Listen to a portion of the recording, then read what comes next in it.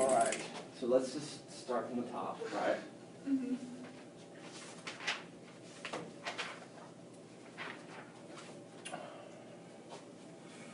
Okay. The first problem, we have a chemical reaction, and it's really helpful to write this kind of thing out when you're dealing with something that's either exothermic or endothermic, and you have a shift, anything with Le Chatelier's principle, and you want to know exothermic or endothermic, it's helpful to write out the reaction. So I think it's H2O2 with water and oxygen. Or does it turn into water and oxygen? Into water and oxygen. Into water and oxygen, yeah. And really, if we want to know if it's exothermic or endothermic, we really have two situations. If it's exothermic, heat's going to be a product, okay? Mm-hmm. And if it's endothermic,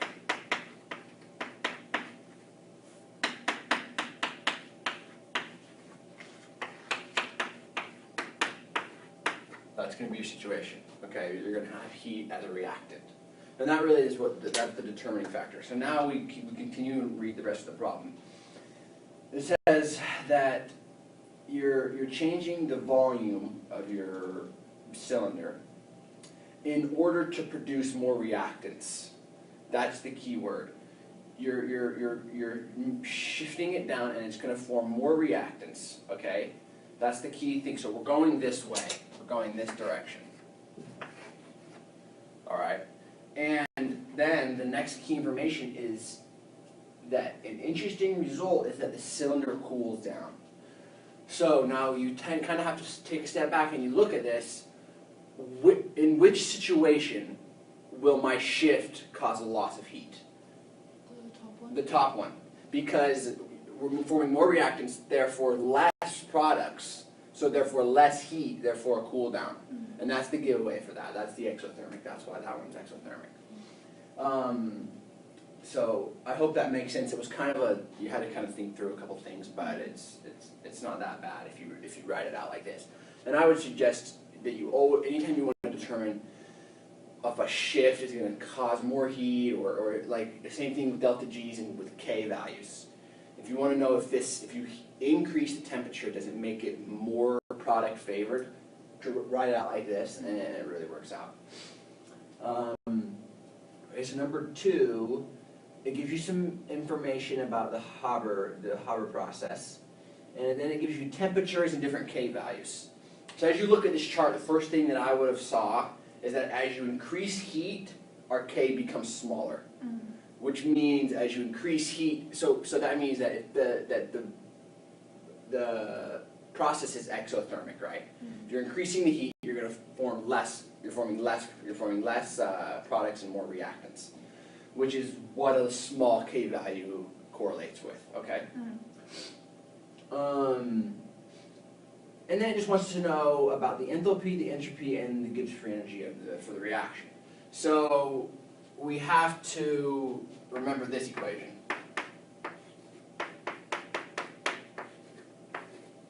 That's really the key to this problem, is understanding that equation. And we just determined that as you increase the temperature, you get less product. So what does that tell you? It probably tells you that it's exothermic.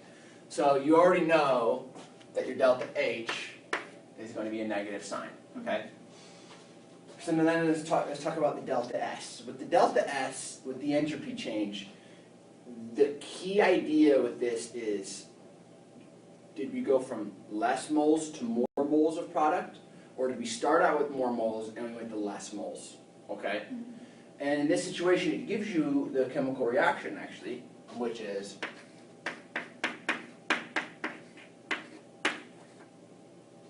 it 2NH3? Yes. 2NH3. So we have 4 moles on this side, 2 moles on this side. So it became more ordered, all right? And a more ordered situation correlates with a negative delta S, okay? Mm-hmm. So there's 2 out of the 3. There's some points that you got some points there. Now the delta G is a little bit trickier because of what can happen with the algebra in this situation. If you have a negative sign here, but then you have to notice that you're going to have a double negative at this point. So if this t, which is another variable, is very small, then you're going to have a big minus adding a smaller positive number. Does that make sense? Because you got the double negative and then the positive variable, because Kelvin, and temperature is in Kelvin, so that's always going to be a positive number. Okay? So if t is really small, then your delta G is negative. But as you increase your t, then your delta G will become positive, thus making it non-spontaneous. Which was the key idea to get full points on this problem. Is you have to explain that delta G depends on temperature, and in this particular situation, the t, when t is small, delta G is negative.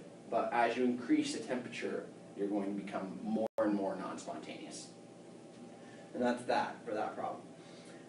Number 3 is very straightforward, and I would just tell students, just Google Arrhenius base, Google Bronson-Lowry acid.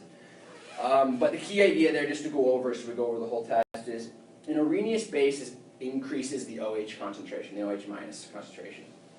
Okay, and a Bronson-Lowry acid, the difference there is it donates its proton. That's the key idea with the Bronson-Lowry. Okay, number 4 is the strong acids and strong bases. With this, you memorize the acids, which is the acid the halides, fluorine. Not fluorine, but chloric acid. We have bromic acid, and we have hydrobromic acid, and then we have iodic acid, hydroiodic acid. And then you have all the other ones: nitric acid, sulfuric acid, and then I think it's chloric acid or hypochloric acid. Yeah.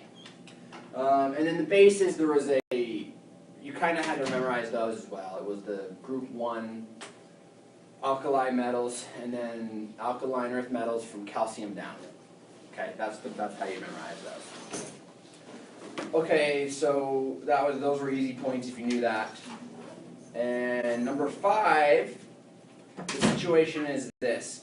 You have different salts, and you're going to determine if these salts are going to create an acidic solution or if they're going to create a basic solution. So let's just go through those one by one.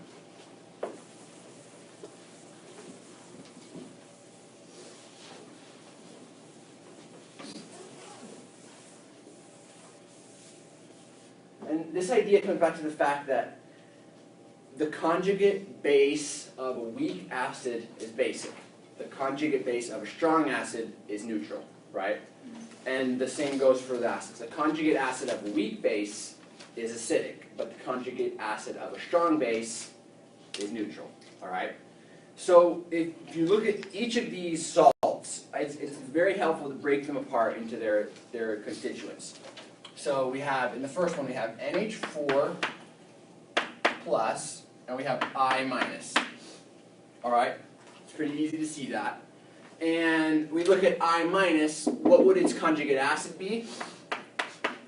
It's going to be hydroiodic acid, which is strong, therefore the I minus has nothing to do with this situation. Okay, the I minus we can ignore. Now we look at the NH4 plus. NH4 plus is a conjugate acid. Well, what's the base? The base is going to be ammonia. All right, and if you want to see how that works, you can do this equation.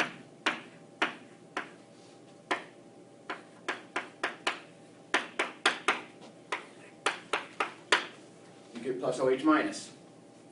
As you can see, here's the base conjugate acid. Acid conjugate base. So the NH4 plus is an acidic component. Therefore, NH4I will make a solution acidic. Okay, that's the answer to that one. Okay, the next one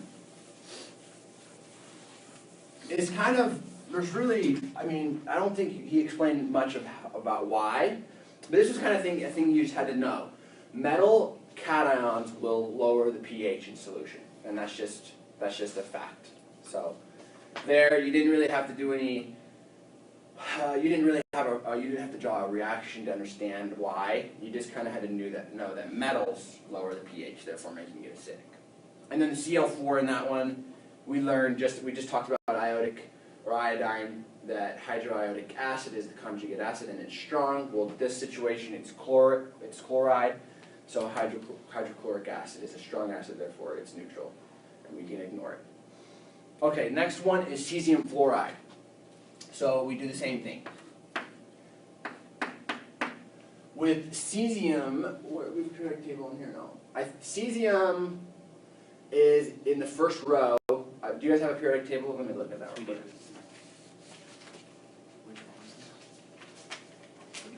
Yeah, cesium is in the first row.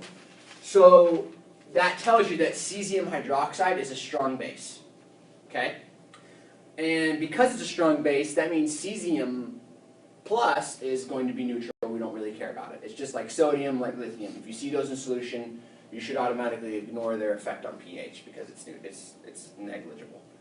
But as for the fluoride, we look at its conjugate acid, which is HF. And we do the same thing. HF plus H2O yields F minus plus H3O plus. Okay?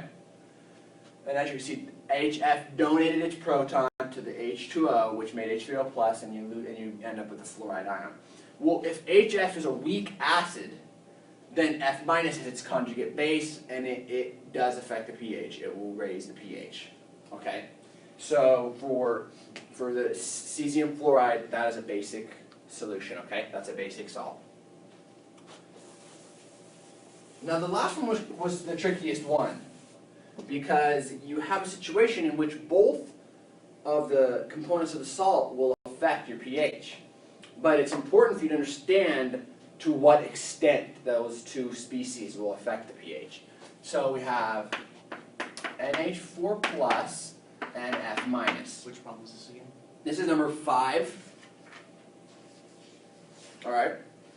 And he gave you guys a Ka table, or he gave you a chart with the Kas, which should include you in to say, okay, I'm probably going to need these values to be able to compare these two. NH4, the Ka of NH4 plus, it tells you, is 5.6 times 10 to the 10th. Okay? It's the -10. Oh, to the -10th, right. And now, you got to kind of remember what a Ka is. A Ka means how much product are we going to have, right? The formula for that is products over reactants. So that's a ratio of products over reactants is what it is. So whoever has a larger ratio of products over reactants means they're going to have a larger ratio of H3O plus or OH minus, respectively. Okay? If we're talking about fluoride, it's going to be the OH minus that we're interested in. If it's the ammonium, we're going to talk about the H3O plus. So with F minus, it gives you a Ka for HF. So you have to understand as a chemist that isn't the situation we have. We don't have HF. What we have is F minus. So to get the Kb of F minus, you do 1 times 10 to the -14th over its Ka, which is 6.8 times 10 to the -4. Okay?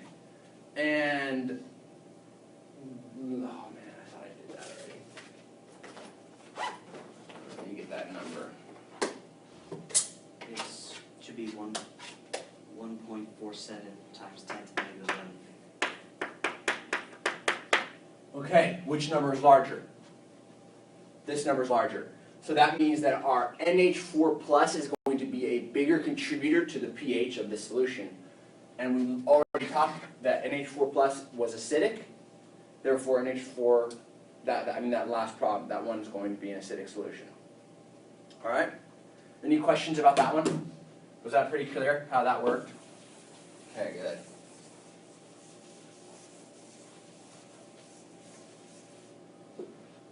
All right, number 6.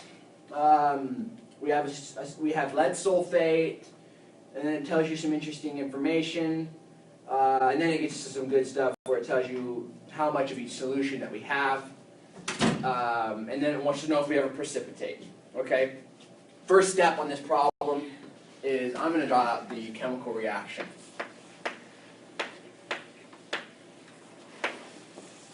And at this point, you guys should have been pretty familiar with these chemical reactions. Remember, PbSO4 is a solid, and these are going to be aqueous. Okay. And then my next step that I would take is I would determine how much we have of our two ions. Now it tells you that we have 200 milliliters of 0.008 molar PbNO32. Okay? Well, if we have 0.008 molar NO32, that equals 0.008 molar of Pb, which again is what we're interested in. We're not really interested in the sulfate. I mean, we're not really interested in the nitrate because it's not part of our KSP. It's not part of the problem that they want to know. So we know that it's 0.008 molar Pb2 plus, okay? And now we have to determine how many moles of Pb2 plus. The reason why we have to do that is I want you guys to think about the fact that we have a beaker, and we have two other beakers. This one has our lead nitrate in it, and this one has our, what is the other thing? Our potassium sulfate. We're going to add both of these into another beaker. So we're going to have a new volume is the idea here.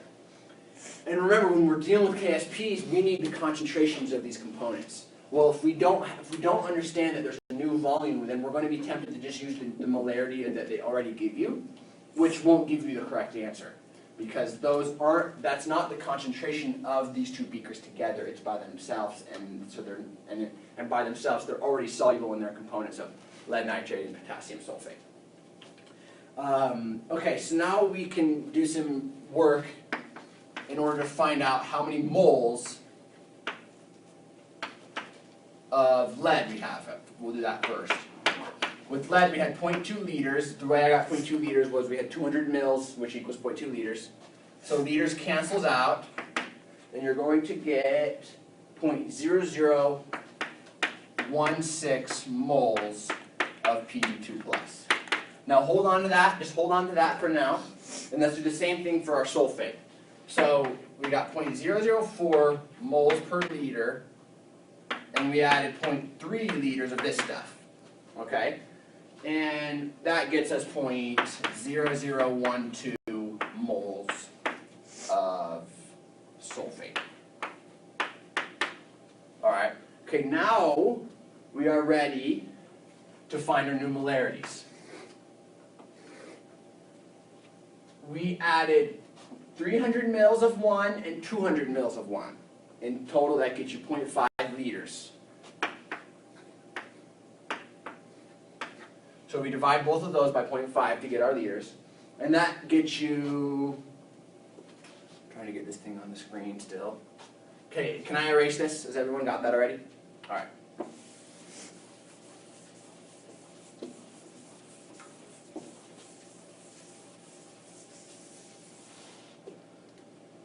So our new molarities are 0.0032 molar Pb2 plus and 0.0024 molar SO4. 2 minus. Alright, now we can roll. Now we can really work with this information. Quick question. Why again do we divide by 0.5 liters again? Because that's the new math, the new... Yeah, our new volume. So remember, this beaker's empty. I don't know why I drew waves there. This beaker's empty. We're pouring 300 mils Okay. with 200 mils. And remember, we want to know if the solution together will precipitate, right? Mm-hmm. Well, in order to do that, we have to combine the two mixtures, right? That's why you divide by 0.5 to get your new molarity. So those are our new molarities, and now we can set up a a Q. We can solve for a Q. Remember what the difference between a Q and a K. Q is not at equilibrium. It's just going to be the concentrations of the two things. And K is at equilibrium. And in order to determine if you have precipitate, you're going to compare the Q and the K. If the Q is larger than the K, we're going to get precipitate. If the K is larger than the Q, we're not. Okay, does that make sense? Okay, because that means we don't have a saturated solution. So our K is going to be, we don't have any exponents in this equation because it's all 1 to 1. And remember so those are the products, those are the concentrations of the products. Our reactant is 1 because it was just lead. It was lead sulfate that is our reactant, and that's a solid. Okay, so those are just considered to be 1. You do that out and you get the K to equal 7.86 times 10 to the negative 6th. And our KSP is 6.3 times 10 to the negative 7th. And that is less, I don't know how to do that. I don't know how to do the inequalities, but this is less than the Q, and so you're going to get a precipitate. Okay. So that's the answer to that one. So participate means the stuff will form. Yes, the stuff will form. It will form to the solid. Okay. And I guess in layman's terms, it's just going to go back to the reactant side, which is a solid. Okay, that's kind of the understanding you got to have. So Okay. if the Q were larger, that means that if the Q was larger, would that mean that it would be going to, what's the word? It'd just be turning into a liquid or the solution? If the Q was smaller, Yeah. yeah, if the Q was smaller, you could dissolve more. You could add more product and it would dissolve more. Okay. Make sense? Okay. All right, that's number 6. Any questions about number 6, about any of the processes to get to that answer? Okay. Okay, number 7, the autoionization of water. Let's just talk about that. I mean, there's a lot of things that you could have put for this answer, and in order to get to the full points, you had to mention 2 things. So some of the things that we could talk about is the amphoterism of water, so the ability of it to act as an acid and a base. You could talk about the chemical reaction that happens with the autoionization of water, in which you have 2 water molecules combining to form an OH minus and an H3O plus. That would have scored you points. You have to understand that the concentrations of H3O plus and OH minus are very small, and that their product is 1 times 10 to the negative 14th. Okay, that's another idea that you have to understand. And then another thing you could have talked about in this explanation was that when you add very small concentrations of of acid or base, that it is imperative that you include in your calculation for pH the already present H3O plus concentration and the hydroxide concentration. Okay, and he did a problem where we talked about adding like 1 times 10 to the negative 8th molar hydrochloric acid. And then he had you guys do an iClicker question, and a lot of people said that pH was 8. Well, you had to step back and say, no, this is an acid. It's not going to go basic. It's probably just not going to go that much lower than 7 because of the small concentration. Okay? And that's kind of the thought process there. For 8, the difference between the endpoint and the equivalence point. So in the laboratory, the endpoint is the point at which the indicator will switch colors. And the pH at which these indicators switch colors is known. It's a known value before the experiment. So we can use the endpoint to determine where we are at a particular moment in the experiment. And that's the difference between the end. I mean, that's the definition of the endpoint. So when that pH indicator will turn colors, or will in some way indicate you that that pH has changed at a specific point. It doesn't have anything to do with your amount of acid and base in there. It's more of an indicator to how much or what your pH is at a particular point. Now the equivalence point is the point at which the moles of titrant are equal to the moles of analyte. And that's a situation that we see a lot with when we do BAA tables, but it was important that you didn't talk about the math behind it. You just had to say moles of analyte equal moles of titrant, and you got those voids. Okay.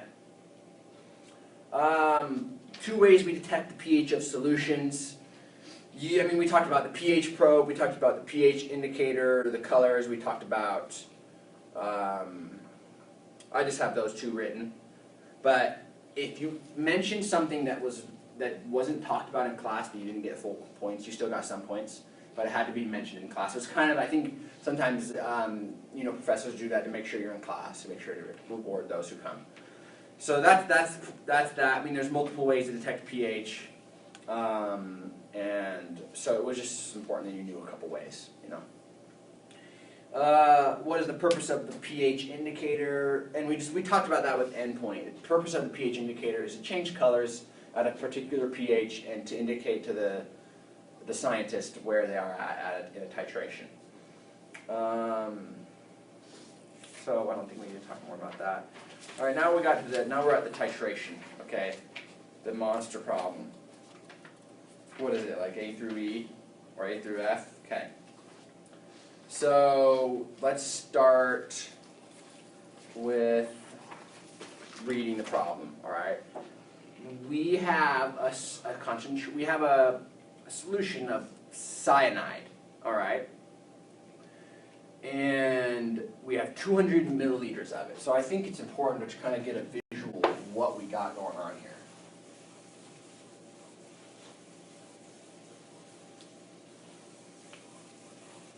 There's multiple ways to do this, and there's actually an easier way, but I like this way. Kind of makes more sense to me, so I'm going to talk about that way. But we know we have 200 mils of cyanide, but concentration we don't really know.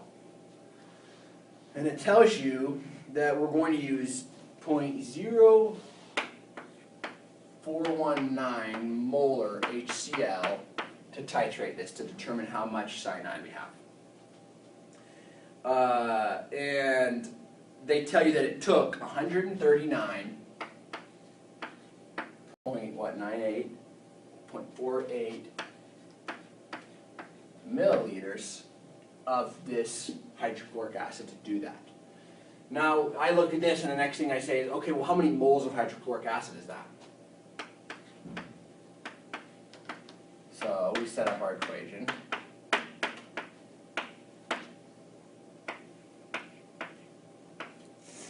And that value is 0.00584 moles.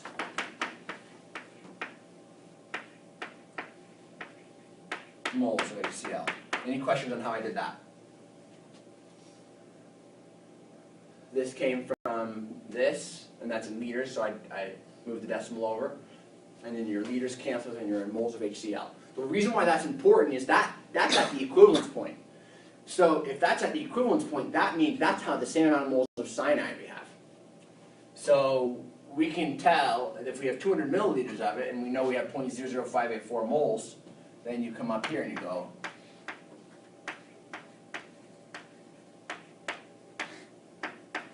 over 0.2 to get our concentration of cyanide. And that gets you 0.0292 molar.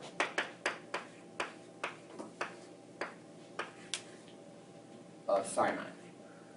Well, that's really cool. That's really important because in order to determine pHs of solution, we needed to know an initial. We always talk about that in our Rice table. We need an initial concentration. So now we can do our Rice table. We set up our equation, Cn minus plus H2O is going to yield HCN and OH minus. So, as you guys have seen probably a million times by now, we do our ice, and we start here at 0.0292 molar. We don't care about water, we have no cyanide, we have no hydroxide. Our change here is going to be Let's check our stoichiometry. Okay, it's 1 to 1, so it's going to be minus x. This we don't care about. Plus x, 0.0292 minus x, x, and x. All right. Now we need to know the Kb value, right? Because that's important in order to determine these concentrations. And again, it tells you Ka of HCN. So it's really important you understand we don't really have HCN, we have Cn minus. So we did anyone have that number? 1 times 10 to the negative 14th divided by 6.16. It's 1.623 times 10 to the negative 1.623 times 10 to the negative 5? Okay. Trying to get this on camera. Okay, can I delete this? Can I erase this, I mean? We good?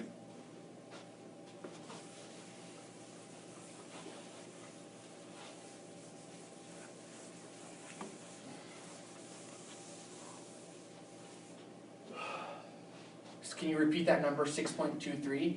1.623 times 10 to the negative 5. Is going to equal to x squared over 0.0292 minus x. Now take a second and look at those two values. I mean, because you're going to determine if you can neglect the x, all right? Now, what you look at when you want to determine if you can neglect the x is you want to look at your initial versus your k. Those two values are different by 10 to the third, okay? Because they're different by 10 to the third, you can neglect the x. And we just have a really simple situation here.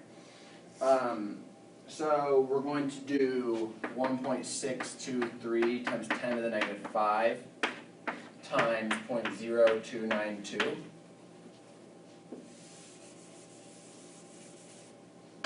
Is equal to x squared, and that next number is 4.74 times 10 to the negative 7th equals x squared, and then I'm going to skip steps, and x equals 6.885 times 10 to the negative 4th. You negative log that thing, and that gets you 3.16. Now you have to understand we're using a basic solution. So this isn't a pH, this is a POH. And then you do 14 minus 3.16, and you get 10.84. Or 83, depending on how you round it. There, okay, and that's your answer. I think it's like 10.8379 or something like that was the number that I got. Any questions on part A, any part of that setup, or any part of that procedure? Okay, good. Then we continue on and we're going to add some of the titrate. Okay, so with this, we're going to switch to a BAA table, like we know how to do, because it's important to know how much of the hydrochloric acid reacted with our cyanide. So the first thing that I do is I set up a neutralization reaction.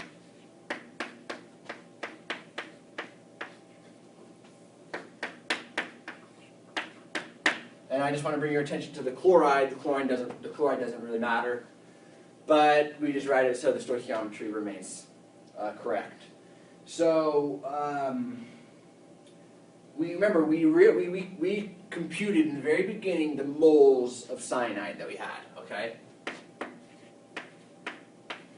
and that number was 0.00584. Okay. And we know we don't have any HCl in there at first, none of this and none of this. But we're adding in, can they see this? Okay. Oh, no.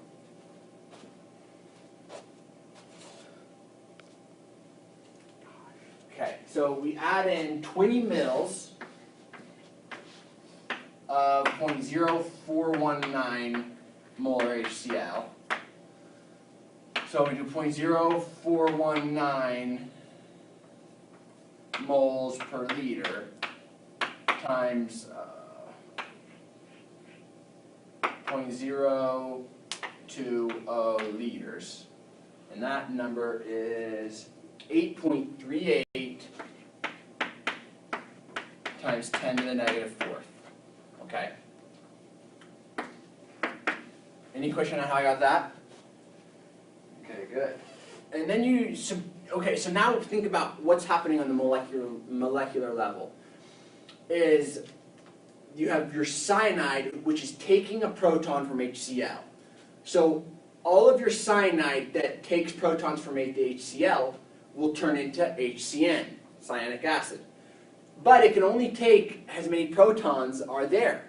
So there are only 8.38 times 10 to the negative fourth moles of protons. All right? So it's going to react with all of those, but there's still going to be a lot of cyanide left over. So this value is 0.005 and some change, but I don't know what the other numbers are. But it's basically 0.005. And then this is going to be completely gone because it all reacted. None of it's going to be there. But all that reacted turned into cyanide or cyanic acid. Excuse me. All right. And now we're in a situation where we can set up the Henderson-Hasselbalch equation. And the important thing to realize, and maybe this trips people up, is we are in a basic solution, so we can solve for the pOH with our Hasselbalch. And that's going to equal the negative log of the pKb, which we determined that in the very beginning. What was it? 1.623 times 10 to the negative 5 plus log, and I'm way off the screen, I know it right now, of A over B. All right? And so that number is, I think it's 4 point,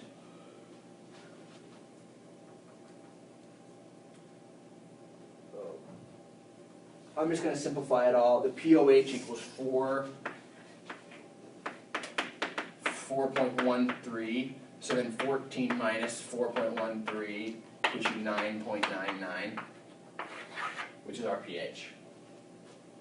Okay? Questions about any of those steps that I skipped? Drew? Doesn't that Henderson-Hasselbalch equation solve for the pH? No, it can solve for both. But you have to remember to inverse your log of, instead of log of B over A, it's log A over B. And it's negative log of the pKb, not the negative log of the pKa. Okay. Okay? So we can do both situations, you just have to know what numbers to flip. Okay. Okay? But that's a good question. Okay? Solid? Or kind of rocky? Just teasing, Drew. Alright, that's part B. Now we're at equivalence point. Okay? And so we can kind of use the same BAA table for the most part.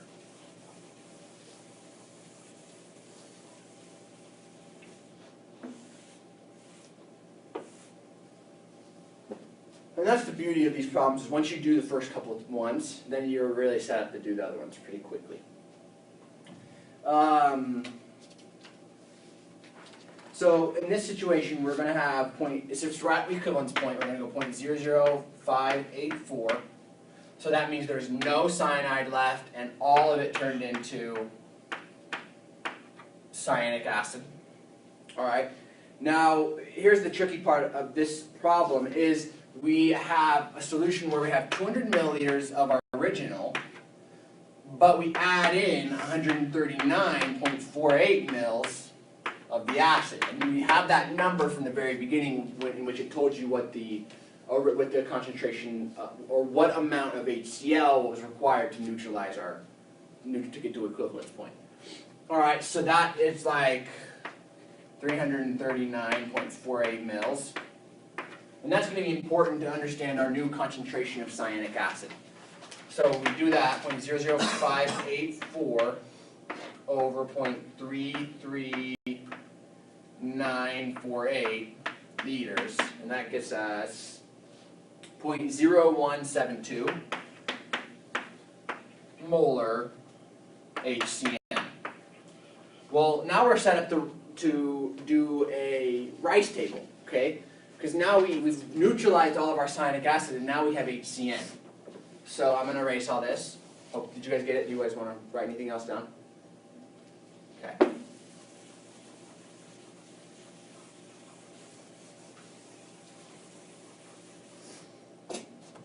Where am I? All right. So we have 0.0172 molar HCN. We write our reaction out, HCN plus H2O gives kind of H3O plus CN minus. We do a rice, and I'm going fast just because we kind of run out of time. 0.0172 molar, we have none of this, none of this, and none of this. Then our change is minus X, none of that, plus X, plus X. 0.0172 minus X, and then X, and then X. And it gave us our Ka value, which we have an acid now, so we can actually use it. And the Ka value was what? Can someone read that off for me? Which one? The Ka of HCN. 6.16 times 10 to the negative 10. Is going to be equal to X squared over 0.0172 minus X. We ignore the X because the difference is like 10 to the 9th of a difference, so we can ignore it. And we do that algebra, and X equals 3.255 times 10 to the negative 6. Perfect. Now we negative log that, and our pH is equal to 5.487.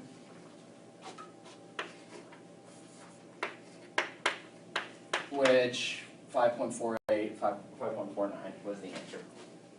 Okay? And that makes sense, right? We have a base, and we're titrating with an acid. At equivalence point, the pH is going to be significantly lower than it was at original concentration. Now, part D, it's exactly the same as part B, except our BAA table just changes a little bit. And so I'm going to put the work online if you guys want to see it, but the process is exactly the same. You start out with your BAA, and you end up getting 0.00205 moles of HCl, which at the end leaves you 0.00205 moles of HCN and 0.0039 moles of cyanide. You set up your Hasselbalch equation, and you get a pH of 9.477. Okay. And the hard part with that problem was a lot of students didn't know if that was after or if it was before. And they actually didn't end up giving you points if you did it as if it was after. But because the problem just says after 49 mils, then that's what the problem is asking for. So that was what they expected, was just beforehand. Okay. Part E of this, it says draw the pH curve for the titration in the preceding problem. Now, all you had to do on this problem to get full points is you had to draw. We have to know what a titration curve looks like, and you have to know that because it says in the preceding problem that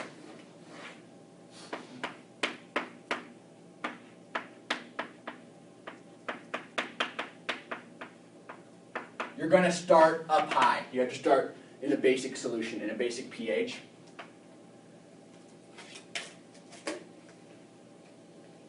And the idea here was to get full points, you kind of had to have a pretty steep part in your graph, and then two asymptotes in the horizontal axis.